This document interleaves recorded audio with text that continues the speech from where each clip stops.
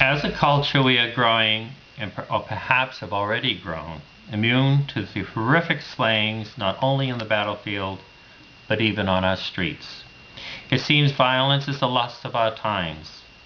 Much is discreetly hidden from our eyes by the governments to lessen the full impact of our emotions on our psyche and in our memories. The horrors which do filter through have become so frequent, so commonplace, that we are no longer disturbed, as long as it is happening out there somewhere, and not happening to me. And so very little reaches our consciousness and our conscience, and that is how the power is to be like it. While we are fast asleep, crimes like Abu Ghraib's, secret renditions, torture, and waterboarding are taking place under the auspices of the government.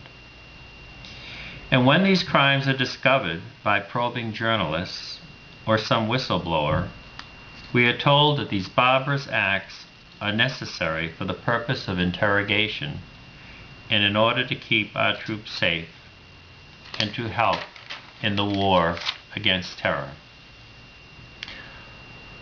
And for those who ask for transparency and accountability, they are called unpatriotic and a cause for endangering our troops.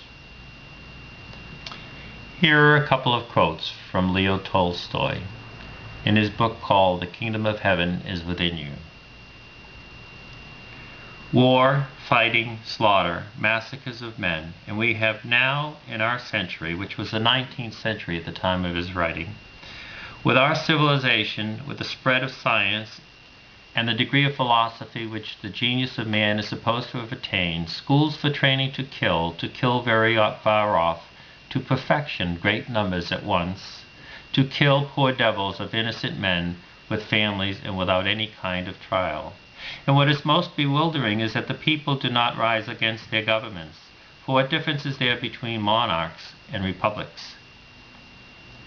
The most bewildering thing is that the whole society is not in revolt at the word war. We shall always live under the burden of the ancient and odious customs, the criminal prejudices and the ferocious ideas of our barbarous ancestors. For we are beasts, and beasts we shall remain, dominated by the instinct and changed by nothing.